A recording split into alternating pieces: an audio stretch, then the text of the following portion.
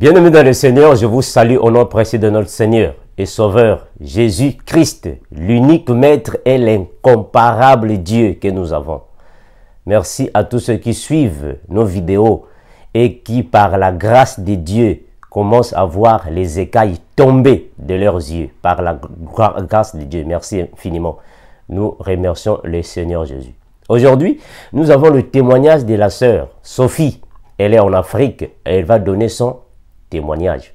Pourquoi nous donnons les témoignages? Ou soit pourquoi nous faisons passer les témoignages? C'est pour alors renforcer, édifier, exhorter le peuple de Dieu. Parce que par le témoignage, les vierges folles auront la victoire, bibliquement parlant. On va lire un verset. On va prendre Apocalypse. Là, je suis dans Apocalypse. Je prends le chapitre 12, le verset 1er. Apocalypse 12, le verset 1er. Pourquoi nous faisons les témoignages? Apocalypse 12, le verset... Prenons le verset 11, pardon. Apocalypse 12, 11. Apocalypse chapitre 12, le verset 11, qui dit la parole. La Bible dit ainsi. Ils l'ont vaincu à cause du sang de l'agneau et à cause de la parole, de leur témoignage. Et ils n'ont pas aimé leur vie jusqu'à craindre la mort. Vous voyez ça? Donc, les témoignages édifient, fortifient, exhortent par rapport aux témoignages. Parce que ce sont des choses que Jésus-Christ a fait pour nous, ses serviteurs, ses servantes, pour nous qui croyons à la vérité. Donc, les vierges folles auront alors la victoire par leur témoignage. Prenons 2 Timothée 1, 8. 2 Timothée, qu'est-ce que l'apôtre Paul dit à son fils en la foi, Timothée? 2 Timothée 1, 8. 2 Timothée 1, 8. Parce que les témoignages sont très nécessaires. 2 Timothée 1, 8. N'aie donc pas honte, ou soit n'aie donc point honte du témoignage à rendre à notre Seigneur, ni de moi, son prisonnier. Donc ça, c'est l'apôtre Paul qui est en train de dire à son fils, n'aie point honte du témoignage de Jésus, n'aie point honte. Quand il y a un témoignage, libère le témoignage. Ne prive jamais le témoignage que Jésus a fait pour toi, pour ta vie, pour édifier ceux qui vont alors croire à la parole. Mais qu'est-ce que le Seigneur Jésus-Christ nous dit dans la Bible? On va prendre Luc 9, 26. Le Seigneur Jésus nous dit ceci. Luc 9, 26. Luc chapitre 9, le verset 26. Luc 9, 26. Luc 9, 26. Le Seigneur Jésus dit ainsi. Il dit ainsi. Car quiconque aura honte de moi et de mes paroles, le Fils de l'homme aura honte de lui quand il viendra dans sa gloire et dans celle du Père et des saints anges. Donc la parole est claire. Donc le Seigneur Jésus-Christ nous recommande de ne pas avoir honte ou peur du témoignage que nous avons traversé, que Jésus-Christ a fait dans nos vies. Jamais avoir honte de Jésus. Quand il y a un témoignage, c'est-à-dire que quand Jésus-Christ vous délivre de la fosse au lion, de la gueule des loups, il faut le témoigner. Voilà pourquoi le frère Armand aussi viendra avec son témoignage. Je donnerai aussi mon témoignage et je vous dirai tout ce que j'ai fait dans le monde et ce que Dieu a fait dans ma vie. Depuis ma naissance jusqu'à aujourd'hui, je donnerai mon témoignage. Quand je partais derrière les femmes prostituées, quand je faisais la masturbation, quand je regardais les films pornographiques, quand je couchais avec les femmes hors de l'autre là, du mariage, ma femme ne connaissait pas ça. Donc je vais donner ça, c'est un témoignage que je vais donner. Depuis l'Afrique, quand je suis venu ici aux États-Unis, j'ai parcouru, soit j'étais un coureur de jupons. J'aimais les femmes. En fait, je ne choisissais pas les femmes. Je ne choisissais pas. Que ce soit les blanches, les noires, les élancées, les courts, les grosses, ce n'était pas mon problème. J'étais vraiment dans l'impudicité. Mais je viendrai donner mon témoignage. Et je l'avais déjà donné une fois. Je vais encore le donner parce que je n'ai pas honte de Jésus. Je n'ai pas peur pour Jésus. Je donne mon témoignage tel que je les avais fait. Tout ce que j'avais fait. Quand je faisais l'impudicité, je participais aux orgies sexuelles. Quand je draguais les femmes prostituées, tout ça, je vais donner mon témoignage. C'est pour Jésus. Je n'ai pas honte pour ça. Voilà pourquoi l'apôtre Paul a dit que je n'ai point honte de l'évangile de Jésus parce que c'est une puissance de Christ. Donc, je vais appeler la sœur Sophie. Elle viendra donner son témoignage. J'appelle la sœur Sophie pour qu'elle soit avec nous aujourd'hui. La sœur Sophie, je vais l'appeler. Elle viendra avec nous aujourd'hui. Elle va donner son témoignage. Le témoignage est très important. Très important.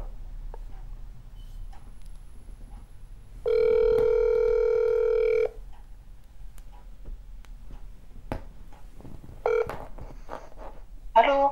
Alors, bonjour, ma sœur Sophie.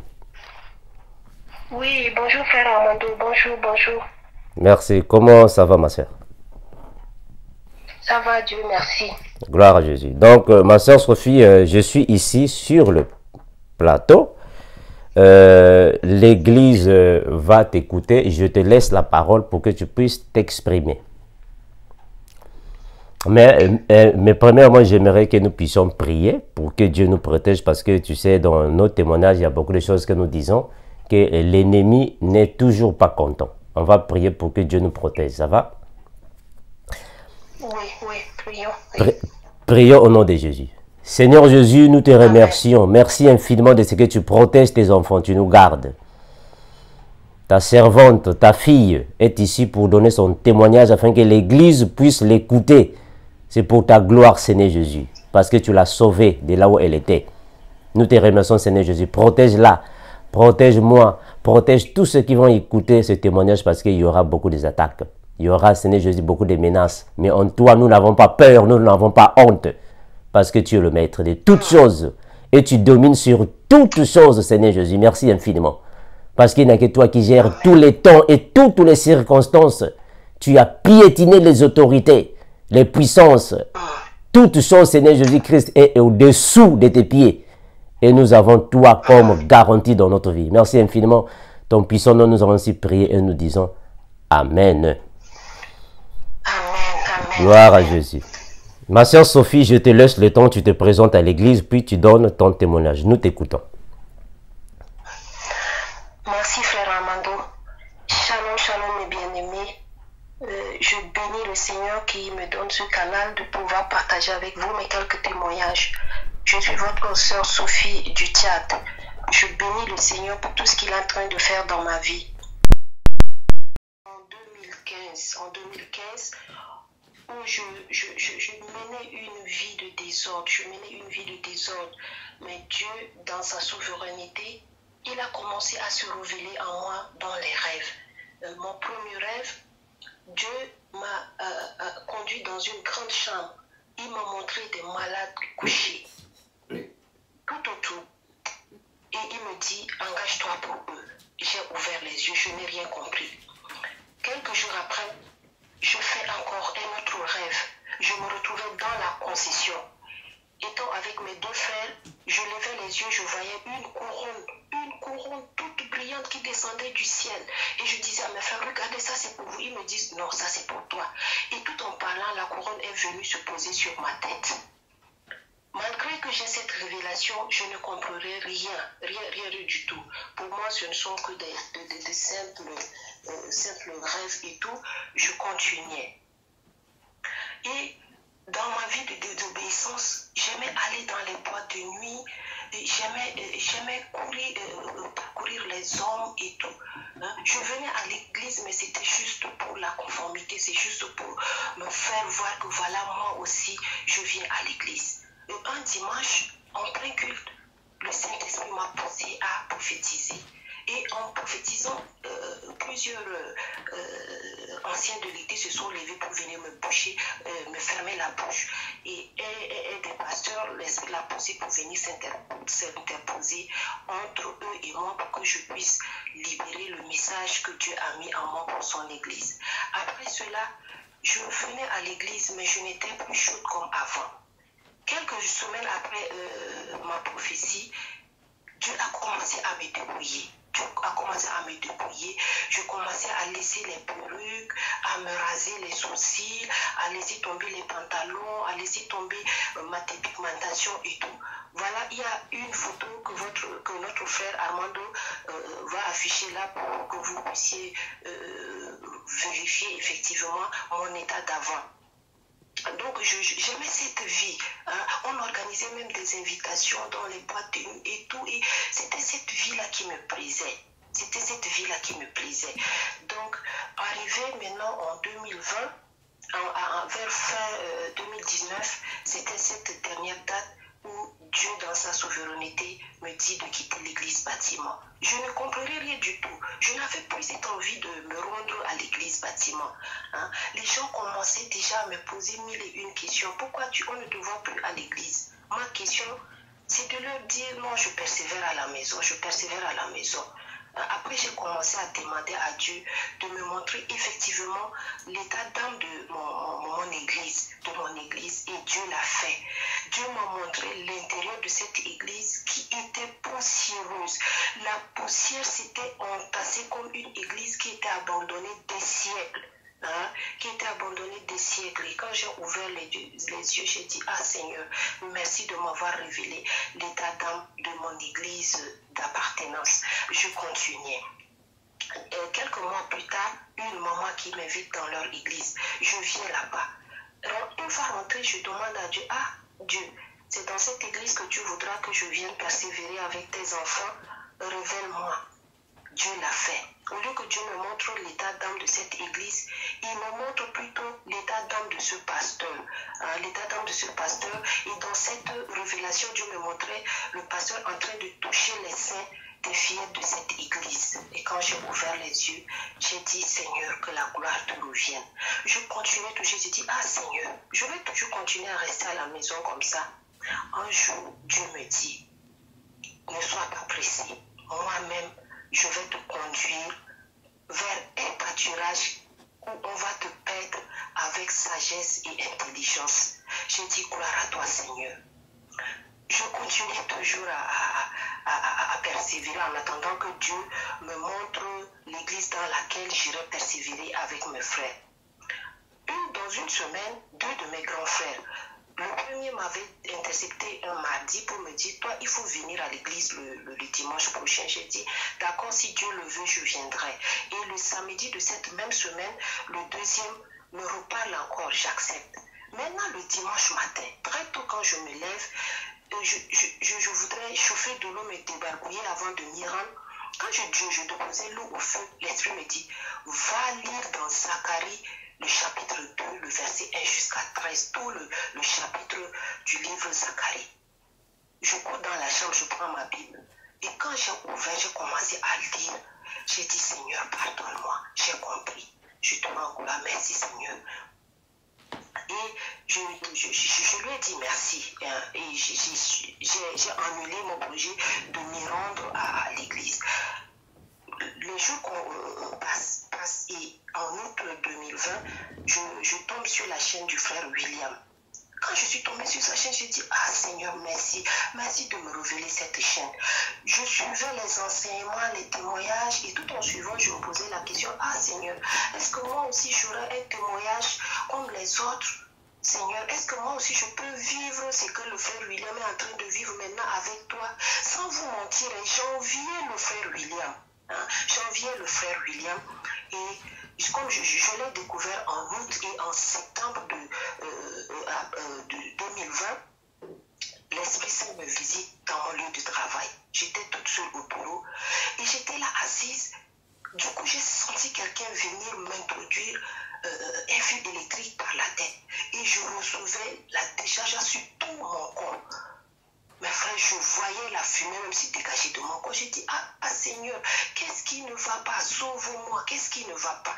Et là, comme j'ai la prise en charge, je voulais prendre pour que si je rentre et que si ma situation s'aggrave, j'irai en consultation.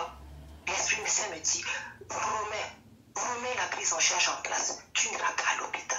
J'ai dit, pardonne-moi. J'ai remis la prise en charge en place. Après, je dis, Seigneur, sauve-moi, sauve-moi. Je chauffais. J'avais mal sur tout le corps. Après, il me dit, va prendre de l'eau chaude. Je cours à la cuisine. Comme la cuisine est située juste derrière mon bureau, je cours, je prends l'eau chaude. Il me dit, prie dessus de boire.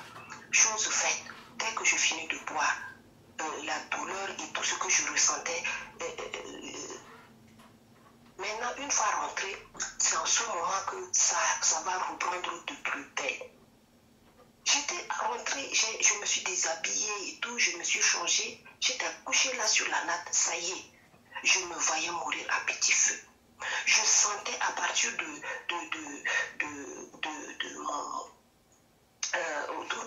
ma taille jusqu'au vers mes orteils. Ça commençait à se paralyser. Je me dis, Seigneur, qu'est-ce qui ne va pas? Sauve-moi, sauve-moi. Et je chauffais et je recommençais à sentir cette même douleur que j'avais eue au bout. Et c'est comme si la fumée s'est dégagée de mes mains, de mes pieds et tout. Donc ma grande soeur était rentrée derrière moi et m'a dit, ah Sophie, tu chauffes, il faut qu'on t'amène à l'hôpital. Avant que ma soeur ne finisse de parler, elle dit, tu n'iras pas à l'hôpital. L'Esprit me dit ça, j'ai dit, ah Yaya, je ne peux pas aller à l'hôpital. Elle dit, mais si c'est ça, si tu ne veux pas aller à l'hôpital, laisse-moi te trouver des comprimés. Elle dit, tu ne prendras aucun comprimé. J'ai dit, Yaya, c'est pas la peine, laisse tomber, ça va passer. Elle dit, avec ton état, j'ai dit, oui Yaya, ça va passer. Et elle a compris, elle a laissé tomber. De 13h, j'ai commencé à souffrir de 13h jusqu'à 17h. À 17h, ma grande soeur me quitte, elle repart chez elle. Quand elle m'a quitté, ça y est, j'étais plongée dans un sommeil profond. Et quand j'ai ouvert les yeux vers 19h, il n'y avait aucune douleur, aucun mal. Tout mon corps qui me faisait mal, toute la douleur a disparu. J'ai dit, gloire à toi Seigneur. C'était un vendredi. Maintenant, le samedi du lendemain, j'ai une petite nièce à la maison. Elle a 2 ans. L'enfant a avalé du pétrole. On m'a appelé. J'ai couru pour lui donner l'huile de palme, le lait, tout ça pour qu'elle vomisse. C'est ce qui s'est passé. Et après, quand je laisse l'enfant, je repars dans ma chambre. On revient encore en courant, me dit, ah, Yaya, Grâce est en train de mourir. Je ressortais encore de la chambre. Et j'arrachais l'enfant entre les mains de son père. Je vous assure, mes frères, ce jour, je n'ai jamais prié comme si j'ai prié ce jour. J'ai commencé à parler à Dieu. J'ai dit, non, Seigneur, je refuse que cet enfant meure. Je réclame l'âme de cet enfant. Et aussitôt, l'Esprit me dit, enfonce ton doigt dans la bouche de l'enfant. J'obéis. Après, il dit, commence à appeler l'enfant. J'ai dit, grâce, grâce, grâce. Et l'enfant répondait comme si elle s'était retrouvée dans un grand trou. Après, je l'ai encore appelée. Elle a ouvert les yeux directement. Elle a commencé à pleurer. Elle a pleuré. Après, elle dit, ah, maman, je veux prendre du jus. J'ai envoyé chercher du jus pour elle. Avant qu'elle ne prenne le jus, j'ai prié dessus. Elle a bu et ça y est. Elle s'était levée pour aller jouer avec les autres. Après cette date, je continue toujours à suivre le frère William. Je fais la découverte du frère Armando maintenant. J'ai dit, ah, gloire à toi, Seigneur. Parce qu'avant cette date, je m'inquiétais. J'ai dit, mais ah, Seigneur, vers qui je vais me tourner pour recevoir des enseignements qui viennent de toi. Je veux des gens qui ont ta crainte. Je veux des gens qui me prêchent ta vérité. Et quand j'ai découvert encore le frère Armando, en plus du frère William, j'ai dit, gloire à toi, Seigneur. Gloire à toi, Seigneur. Et dans ces moments, je commençais déjà à jeûner et à passer des moments de prière et tout. Mais je ne savais pas que le Saint-Esprit a commencé à faire des choses en moi. Tout ça, là, il y a des moments où j'ignorais même que c'était le Saint-Esprit qui agissait en moi. Des fois, j'étais là au travail, on m'avait dit, ah, telle personne est malade. J'ai dit, ok, donnez le téléphone à la personne, je prie avec la personne. Et quand je finis de prier avec la personne, le lendemain, la personne est debout. Le lendemain, la personne est debout. Quelques jours après, une copine qui m'appelle et dit, ah Sophie, j'ai ramené ton fils d'urgence à la clinique parce qu'il a un problème rénal. J'ai dit, ok, on va prier. J'ai dit, Alice, avant de prier là, ne pense pas que c'est moi qui vais opérer le miracle. Regarde à Jésus. Moi, je ne suis qu'une poubelle. Ne me regarde pas à moi. On avait prié un vendredi pour l'enfant. Et le vendredi prochain, on les a libérés. Elle m'a appelé, elle a commencé à crier. Elle dit, Sophie, je ne sais comment te remercier. J'ai dit, me remercier pourquoi? Elle dit, ça y est, Olivier est libéré. J'ai dit, non, tu remercies Dieu. La gloire, c'est à Dieu, c'est pas à moi. Et elle a demandé pardon à Dieu. Et on a ensemble prié et remercié Dieu. Après ce fiston, c'était maintenant autour d'une belle sœur qui avait un problème dans le cerveau. On a fait les diagnostics et tout. Ils ont décidé qu'elle a un peu de liquide dans son cerveau et on devrait l'opérer. Et cette opération demande son évacuation. Et quand j'ai appris cela, je suis venue. J'ai juste tenu sa tête avec mes deux mains. J'ai dit, le Dieu que je sers, si c'est réellement lui, le Dieu vivant, tout ce que les médecins ont diagnostiqué ici, une fois arrivés à l'extérieur du pays, ils ne vont rien trouver. Ils ne vont rien trouver parce que le feu du Saint-Esprit a déjà consumé tout ce mal dont tu souffres. C'est tout ce que j'ai dit. La sœur a pu voyager. Au 3e jour de son voyage, j'ai appelé pour avoir de ses nouvelles. Elle dit, ils n'ont rien trouvé. Ils n'ont rien trouvé. On l'a juste mis sous paracétamol. Et après, elle est rentrée au pays. J'ai dit gloire à Dieu, j'ai dit gloire à Dieu. Malgré ça, vous voyez ce que l'ennemi fait. Les gens ont commencé à raconter des choses sur moi. Que moi qui suis une prostituée, est-ce que Dieu peut passer par moi pour opérer des miracles? Est-ce que Dieu peut passer par moi pour parler aux gens et tout? Mais quand moi je recevais cela, j'ai dit, ah Seigneur, que la gloire te revienne. Toi tu sais, tu me connais, tu sais que je suis sale. Tu as même vu ceux qui sont saints, c'est pourquoi tu es passé par moi pour que la gloire te revienne et tout. Mais si les gens m'insultent, disent n'importe quoi, ça les engage. Moi, c'est pas ça qui va me préoccuper. Mais moi, je continue toujours avec toi. Je continue toujours avec toi. Maintenant, arrivé au mois de mars ici, j'ai dit, moi, je veux faire le jeûne d'Esther. J'ai planifié ça à partir du vendredi, samedi, dimanche. Donc, à la veille, c'était un jeudi. Le jeudi, oui, maintenant, j'ai dit, Seigneur, je voudrais faire le jeûne d'Esther. Je te demande de me conduire, que toi-même tu m'orientes, que tout se passe comme tu veux. Quand je parlais comme ça, l'Esprit me dit, va dans le chant de victoire, le numéro 177. Et quand j'ai ouvert le CV 177, c'était un chant que je ne connaissais pas. Mais sur le chant, le Saint-Esprit m'a communiqué la mélodie et j'ai commencé à chanter. Ça, c'était à la veille. Maintenant, le vendredi, le premier jour du jeûne, tout s'est très bien passé. Vers minuit maintenant, j'étais couchée. L'Esprit me dit, défais tes cheveux. Je veux te poser mon notion dessus. J'avais fait tresser mes cheveux là à quatre grosses nattes. Et étant couché à plat ventre, j'ai commencé à défaire mes cheveux. J'ai fini de défaire mes cheveux directement. L'Esprit a commencé à chanter le chant de victoire, le numéro 56. Nous ne sommes plus esclaves. Et moi aussi, je continuais à chanter avec lui. J'ai chanté avec lui. La nuit du vendredi, c'était très bien passé maintenant. Le lendemain, maintenant, qui est samedi matin, je commence à recevoir des sensations bizarres. Des sensations bizarres. C'est comme si j'ai froid, c'est comme si j'ai la chair de pomme, c'est comme si j'ai chaud. Je dis, mais ça c'est quoi? Qu'est-ce qui m'arrive? Qu'est-ce qui m'arrive? Seigneur, qu'est-ce qui m'arrive? Je ne comprenais rien du tout. Là, j'ai appelé la sœur Gladys. J'ai dit, ma sœur, je te partage ce qui se passe en moi maintenant. Elle dit, qu'est-ce qui me raconte? J'ai dit, voilà, j'ai fait le jeu d'Esther et tout, et je commence à avoir ces sensations. La sœur me dit, ma sœur, tu viens d'être visitée par le Saint-Esprit. C'est le Saint-Esprit qui est en train de faire son œuvre dans ta vie, ma sœur. Reste attentive, ne sois pas distraite et tout. J'ai dit, gloire à Dieu. J'ai dit, gloire à Dieu.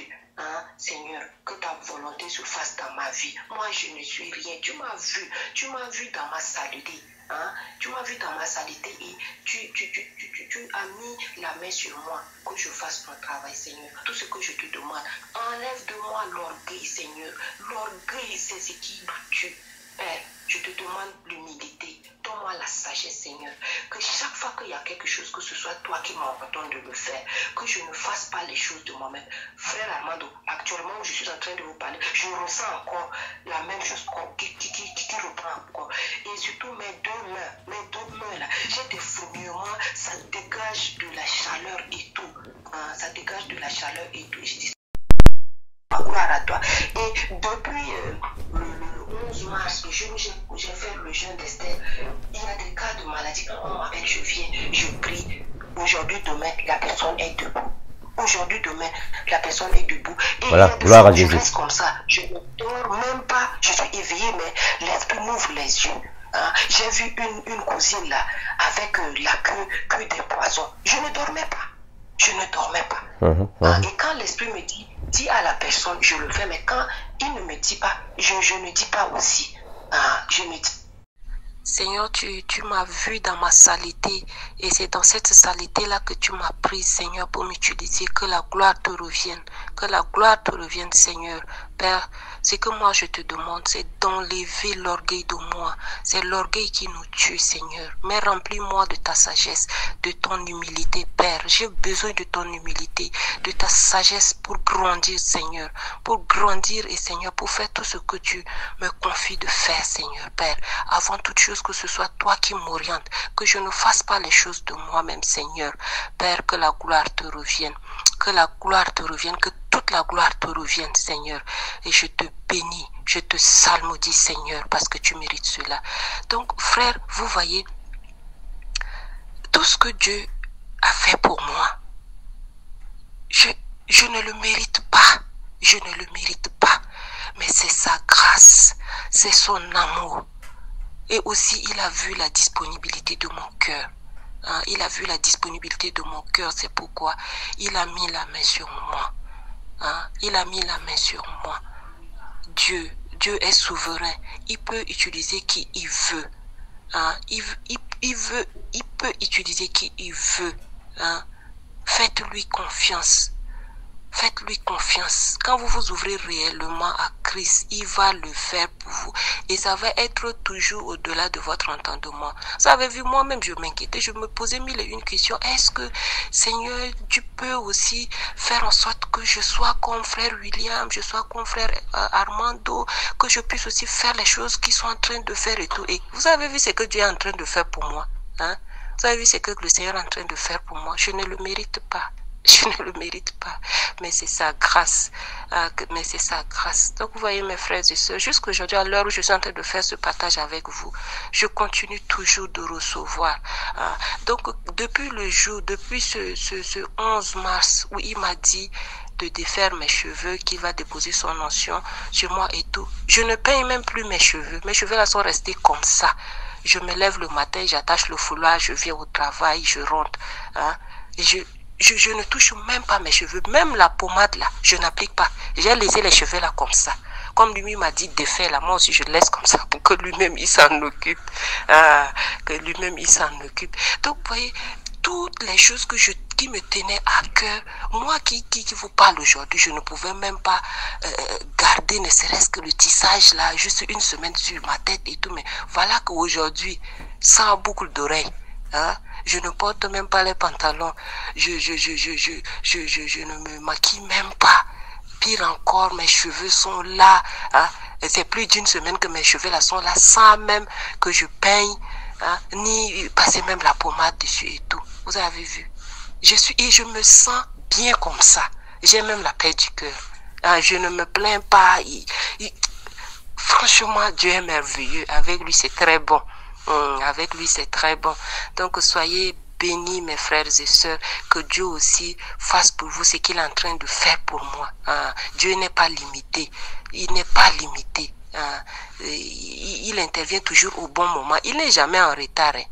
Il ne vient jamais même en avance. Il vient toujours à l'heure pile. L'heure à laquelle il s'est fixé, il vient. Donc, faites-lui confiance et soyez patient avec Dieu. Dieu là, quand tu n'es pas patient avec lui, tu vas passer à côté. tu vas passer à côté. Que toute la gloire revienne à notre Seigneur et Sauveur Jésus-Christ. Amen. Sœur Sophie, merci pour la conclusion de ton témoignage. Comme nous avons un problème de connexion, il n'y a pas de problème, on va continuer après, mais je vais publier ce que tu m'as envoyé. Comme ça, après, on peut faire la deuxième partie. Ça, c'est la première partie. On fera la deuxième partie, là où je vais t'inviter encore. Et comme ça va nous faciliter parce qu'on a un problème de réseau. Merci ma soeur, que Dieu soit avec toi. Bien des choses à la famille. Merci à tous ceux qui nous ont suivis. Malheureusement, nous avons eu un problème de connexion avec la sœur Sophie. La connexion commençait un peu à tâtonner, mais gloire à Jésus. Elle a au moins dit ce que Dieu a fait dans sa vie. Ça, c'est la première partie et nous allons continuer avec la deuxième partie. C'est juste pour dire à la sœur Sophie que ce n'est pas nous que la sœur Sophie a retrouvé, mais c'est plutôt la vérité qui a transformé sa vie parce que nous ne sommes que des simples serviteurs. Mais c'est Jésus-Christ qui a franchi afin que nous soyons totalement libérés. Mais il y a des points que j'ai soulevés dans le témoignage de la sœur Sophie parce qu'on va faire la deuxième partie là où je vais l'inviter sur un direct et elle va alors s'exprimer. Nous allons poser quelques questions afin qu'elle soit fortifiée. Voilà pourquoi la sœur Sophie a dit qu'elle fréquentait une église. Donc pendant qu'elle était dans la prostitution, dans l'impudicité, la débauche, l'orgueil et tout ça, elle partait à l'église. Vous voyez ce qui est encore plus grave avec beaucoup de gens aujourd'hui qui vont à l'église. Vous voyez pourquoi nous disons toujours, ce ne sont pas ceux qui disent Seigneur, Seigneur qui iront au paradis. Non, ce n'est pas ça. Aller à l'église ne signifie pas dire que vous êtes réellement chrétien, un vrai adorateur ou une vraie adoratrice. Ce n'est pas ça. Mais se mettre en pratique la parole. Aller à l'église ne vous emmènera pas au paradis. Je parle d'une église bâtiment, en fait une construction des hommes. Cela ne signifie pas. On a toujours dit et on va répéter les mêmes choses. Dernièrement, je vous avais dit que Dieu m'avait révélé le message de l'enlèvement de l'église. Le Seigneur Jésus revient bientôt. Ne prêtez pas oreille à tout ce que disent les gens. Jésus revient. J'ai encore reçu un autre témoignage du frère Vincent Livanga. Il est en Europe à partir d'Irlande. Il est en Irlande. Il va donner aussi un témoignage sur l'enlèvement de l'église. Là où dans son témoignage, il a vu le frère Amand qui était en train de tuer le dragon. Ce sont des choses vraies parce que Dieu me l'avait montré aussi. Vous croyez qu'aller à l'église, c'est ça qui vous fera hériter le royaume. Ce n'est pas ça, mes frères. Ce n'est pas ça. Menez la vie de sanctification. Ayez l'intimité avec Jésus. Prenez les choses en considération parce que la sœur Sophie, elle était dans l'impudicité. Elle partait dans les boîtes de nuit. Mais Dieu l'a fait grâce. Cela ne signifie pas que Dieu va faire grâce à toutes les prostituées. Non. Cela ne signifie pas que Dieu fera grâce à tous ceux qui vont dans les boîtes de nuit. Non. La grâce est individuelle. Le salut est individuel. Je dis individuel par rapport à la volonté de Dieu. La grâce, Dieu, en fait, Jésus a fait la grâce. Il a donné la grâce à l'église. Mais sauf que c'est d'une manière individuelle. Ce n'est pas à tout le monde d'une manière générale. Non, non, non. Chacun de nous a sa grâce. Chacun de nous a sa grâce. Et Dieu fait grâce à qui bon lui semble. Elle partait dans les boîtes de nuit, mais Dieu s'est révélé à elle. Une femme que tout le monde disait, oh, une prostituée comme ça, une impudique comme ça, une femme qui vit dans la débauche, mais Dieu l'a fait grâce. Donc, venez à Jésus, mes frères et sœurs. L'enlèvement de l'église est une réalité. Le paradis est une réalité. Ne prêtez pas l'oreille à tous ces enseignements qu'on vous donne. Le paradis n'existe pas, l'enfer n'existe pas. Ne croyez pas à ça. L'enfer est une réalité. Il y a des gens qui iront en enfer. Le paradis est une réalité. Ce sont des choses authentiques, des choses véridiques. Ce n'est pas pour rien que nous venons dans le média pour parler de Jésus. Parce que nous avons été révélés. Moi aussi, je vais donner mon témoignage. Vous allez écouter mon témoignage. Dieu m'a parlé à l'oreille. J'ai entendu ça dans mon oreille. Je vais dire ça dans mon témoignage, vous verrez. Je pratiquais le jelking. Pour ceux qui ne connaissent pas le jelking, vous allez connaître ça dans mon témoignage. Et je vous ai déjà dit que le frère Armando n'a pas honte de l'évangile. Je n'ai pas peur de l'évangile. Je dirai tout ce que je faisais. Je pratiquais le jelking.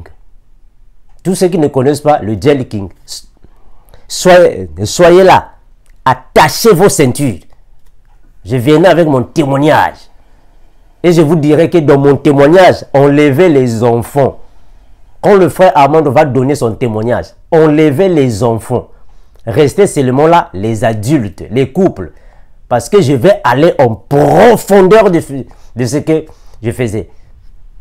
L'impudicité que je faisais. Ce sont des choses que vous devez écarter les enfants. Sinon, vous-même à la maison, vous aurez honte de vos enfants. De ce que le frère Armando faisait. Mais aujourd'hui, maintenant, nous sommes devenus des hommes de Dieu. C'est par grâce. Nous ne méritons même pas ça. Les enseignements que le frère Armando donne, je ne mérite même pas. Même pas. Je ne mérite pas. Parce que quand je regarde ce que je faisais auparavant, je dis, c'est pas vrai. Ça, c'est moi qui faisais ça. Je ne mérite même pas. Donc, nous ne sommes nous ne sommes que des vases inutiles. Inutiles. Nous ne sommes que des personnes viles. Des personnes viles. Nous ne sommes même pas dignes de délouer alors les souliers de Jésus. On n'est même pas propre pour s'approcher à Jésus.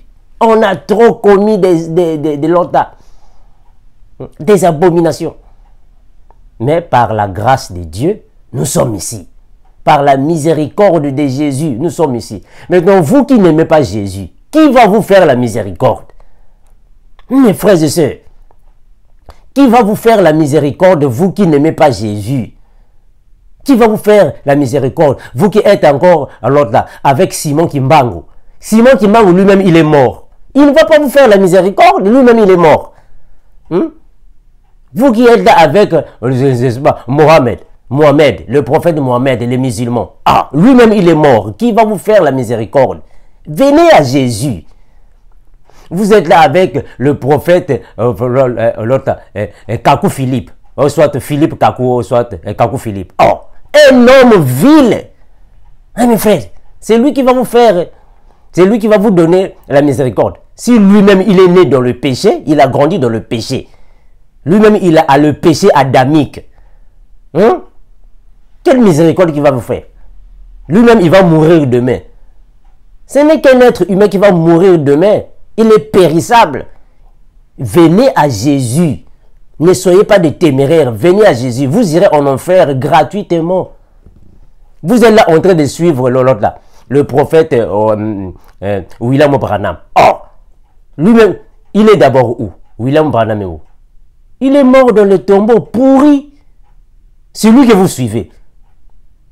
Mes frères, vous avez quel genre d'ignorance? Quelqu'un qui est mort dans le tombeau, pourri dans le tombeau, c'est lui que vous suivez. Est-ce que votre conscience est sur place? Quand nous parlons, vous êtes contre nous. Vous voyez, il y a des gens qui se réveillent. Il y a des écailles qui tombent de certaines personnes. Les enseignements que nous donnons, c'est par la grâce de Jésus. Nous ne sommes que des viles personnes. Les prédications que nous faisons, que nous donnons, c'est par la grâce. Nous ne sommes que des hommes pécheurs. Nous ne méritons pas ça. Nous ne sommes que des pécheurs. Mais c'est pour l'église. La sœur Sophie partait à l'église. Comme tout le monde. Mais elle partait aussi dans les boîtes de nuit. Vous voyez? Alléluia, l'église, nous sommes dans l'église, on va donner la dîme, alléluia, gloire à Jésus. Le samedi, boîte de nuit. Mais mes frères, ne voyez-vous pas qu'il y a des gens qui sont là en train de blaguer avec le nom de Jésus? La dîme, alléluia, la dîme, alléluia, les prémices, alléluia. Le dimanche, boîte de nuit, impudicité. Vous voyez des choses comme ça? C'est triste, mes frères, c'est triste. Mais nous vous alertons pour que vous ne soyez pas surpris au dernier jour. Vous irez en enfer. Ce n'est pas de la méchanceté, mais c'est la vérité. Vous irez en enfer. C'est l'enfer qui vous attend. Il est grand temps. Changez vos cœurs. Vous êtes là en train de prier Marie. Ma Marie, je vous salue Marie, la mère de Dieu. La personne que vous avez commencé de saluer, je vous salue. Elle n'a jamais répondu. Est-ce que Marie vous a déjà répondu un jour? Je vous salue Marie. Oui mon fils, moi aussi je te salue. Elle ne répond jamais. Mais vous êtes toujours là. Je vous salue Marie. Je vous salue. Ça fait déjà plus de 50 ans. Ah, mais vous aussi vraiment. Il y a des choses, vous devez mettre au moins l'autre là. Votre intelligence sur la table. Réfléchissez au moins. Vous saluez quelqu'un qui ne vous répond jamais. Mais vous continuez toujours. Je vous salue Marie, la mère de Dieu. Je vous salue Marie, la mère. Elle ne répond jamais. La sœur Sophie a dit ici qu'elle fréquentait une église dont le pasteur touchait les seins des femmes. Le pasteur touchait les seins des femmes. Donc il y a beaucoup de pasteurs qui blaguent, qui amusent, ou soit qui tripotent les seins des femmes, qui couchent avec les femmes. Mais vous êtes toujours là. Alléluia, amen. Mais tu couches avec le pasteur. Le frère Armand ne peut pas venir parler ça. On est jaloux. Le frère Armand, non, toi tu es jaloux. Même si ce sont des choses véridiques, réelles. Et il y a beaucoup de sœurs. Il y a beaucoup de sœurs qui sont conscientes de ce qu'elles font avec les pasteurs. Mais elles vont quand même là. Gloire à Jésus, alléluia, Jésus et Jésus. Le dépouillement. La sœur a parlé sur le dépouillement. Et aujourd'hui, il y a maintenant beaucoup de femmes. Il y a même des prédicateurs qui parlent sur le dépouillement. Vous les femmes, vous devez vous dépouiller. Dépouiller. Non, non, non, non, non, non, non, non, non, mes frères. Non, c'est faux. C'est faux. Voilà pourquoi nous venons toujours ici pour vous enseigner la parole. Tous ceux qui passent dans les médias ne sont pas des enseignants de la parole. Il y a les enseignants et les prédicateurs. Ce sont les enseignants qui doivent alors vous démontrer la parole et non les prédicateurs. Un prédicateur, il est là pour prêcher Jésus. Mais un enseignant, il est là pour enseigner la parole, la Bible. C'est ça la différence. Enseigner et prêcher sont deux choses différentes. On a toujours dit et on va continuer de le dire. Un serviteur de Dieu ou un homme de Dieu ne peut pas obliger les femmes de se dépouiller. Non, c'est faux. C'est faux. Le dépouillement ne s'oblige pas. Ça ne s'oblige pas. Mes sœurs, on levait les bijoux, on levait les chaînettes. Non, ça, c'est pas l'évangile, ça. Ça, c'est pas l'évangile. Il faut enseigner l'église. La sœur Sophie est ici. Qui l'a dit de se dépouiller? Personne. Mais nous enseignons la parole. On enseigne la parole. On décortique les Écritures. L'église va écouter. Et c'est Dieu qui va travailler en eux. C'est comme ça que ça se passe.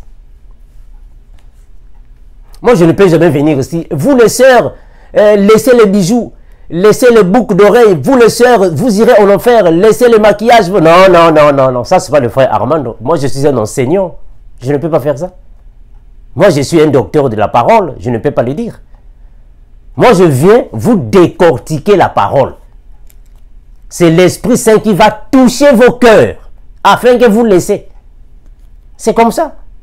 La sœur Sophie est là. Est-ce que la sœur Sophie, je l'avais déjà dit, alors ma sœur, en fait, quand la sœur Sophie m'avait contacté, moi je sais que c'est une sœur. Est-ce que je l'avais dit, alors ma sœur Sophie, avant que je parle avec toi, tu dois d'abord te dépouiller. Enlève d'abord tes cheveux. Enlève. Non, je ne peux pas faire ça. Je ne peux pas faire ça. Voilà pourquoi aujourd'hui on commence de vous dire dans vos églises là. Avant de parler avec quelqu'un, il faut d'abord connaître son état d'âme. Ah, ça c'est quel genre d'église? Avant de prier pour quelqu'un, il faut connaître son état d'âme. Ça c'est faux. Est-ce que Jésus a d'abord demandé l'état d'âme de la femme prostituée qui est venue auprès de lui? Non. Non, c'est pas ça. Enseigne la parole. Parle de Jésus. Décortique les Écritures. C'est l'Esprit Saint qui va toucher le cœur des gens. Et ces gens-là vont changer d'eux-mêmes. D'eux-mêmes. La sœur Sophie est là. Qui l'a dit? Est-ce que moi je l'avais dit? Non. C'est l'Esprit Saint qui est parti chez elle. Et il a dit, enlève ça. Fais ceci, enlève ça. On ne l'a pas dit. C'est ça la parole, mes frères. C'est ça le vrai dépouillement. Le vrai dépouillement, c'est quand tu entends la parole. Tu prêtes l'oreille aux enseignements. Et l'Esprit va toucher ton cœur. Toi-même, tu vas laisser. Il y a combien de personnes qui étaient dans l'église catholique, qui m'ont appelé? Les frères Armando. Combien? Plusieurs personnes. Frère Armando, j'ai été à l'église catholique. Depuis que j'ai commencé à écouter tes enseignements, frère Armando, j'ai abandonné les statues de Marie. J'ai abandonné du sel. J'ai abandonné les bougies. Elle-même. C'est d'elle-même. C'est d'elle-même, mes frères. Je vais appeler ces sœurs-là, venez témoigner. Vous allez écouter. Il y a même une sœur qui est là-bas à Lorda, dans le Vatican. Je dis bien dans le couvent, là où se trouvent les papes, les sœurs et l'autre là, vos cardinaux et vos évêques là. La sœur est là-bas dans le couvent. C'est une sœur catholique qui est dans le couvent. Qui l'a dit? C'est d'elle-même. Elle a appelé. Elle a appelé. Nous enseignons la parole. C'est Jésus qui va les toucher. C'est pas nous. On ne va pas dire, c'est allons sœur, toi qui m'appelles, avant de parler avec toi, je dois d'abord demander à Dieu ton état d'âme. Après, on va parler. Non. Ça, c'est que genre d'homme de Dieu, ça. C'est l'esprit qui touche le cœur. C'est l'esprit qui touche le cœur. Et ils vont changer. Elles vont changer. Nous sommes ici pour enseigner la parole. Pour montrer le chemin. Mais c'est Dieu qui change le cœur. La sœur a parlé sur la boîte de nuit. Elle partait dans les boîtes de nuit. Elle faisait plusieurs choses, impudicité. Mais c'est l'esprit qui l'a changé. Vous voyez? C'est l'esprit qui l'a changé. C'est pas nous, c'est l'esprit. C'est pas nous, c'est l'esprit. Et elle a commencé, Dieu a commencé à faire des miracles dans sa vie. La sœur Sophie, par la grâce de Dieu, elle a commencé. Jésus a commencé de se manifester puissamment dans sa vie. Par la grâce de Jésus, elle ressuscite maintenant des morts. Vous voyez ce qu'elle a dit? Un enfant qui a pris du pétrole, qui l'a emmené à la mort, au coma, à la mort. Mais la sœur a prié pour l'enfant. L'enfant a ressuscité. Elle est revenue à la vie. Donc Dieu a commencé à agir puissamment dans sa vie. C'est la parole. Nous ne faisons qu'enseigner la parole. C'est pas nous, c'est l'esprit. Voilà pourquoi nous disons toujours que ce ne sont pas les prophètes seulement, les pasteurs qui peuvent faire des miracles, mes frères et sœurs. Non, que dit la Bible? Que dit la Bible? Je dois le lire avec vous. Marc chapitre 16, le verset 17. Qu'est-ce que la Bible dit? Voici les miracles qui accompagneront ceux qui auront cru en mon nom. Voilà, c'est biblique. On va le lire. Voici les miracles qui accompagneront ceux qui auront cru en mon nom. On va le lire. C'est ce que la sœur Sophie a commencé à faire. Vous voyez? Marc chapitre 16, le verset 17. La Bible dit ainsi. Voici les miracles qui accompagneront ceux qui auront cru en mon nom. Ils chasseront les démons. Ils parleront de nouvelles langues. Ils saisiront des serpents. S'ils boivent quelques breuvages mortels, il ne leur fera point de mal. Ils imposeront les mains aux malades. Et les malades seront guéris. Et vous voyez ça? Ils ressusciteront les morts.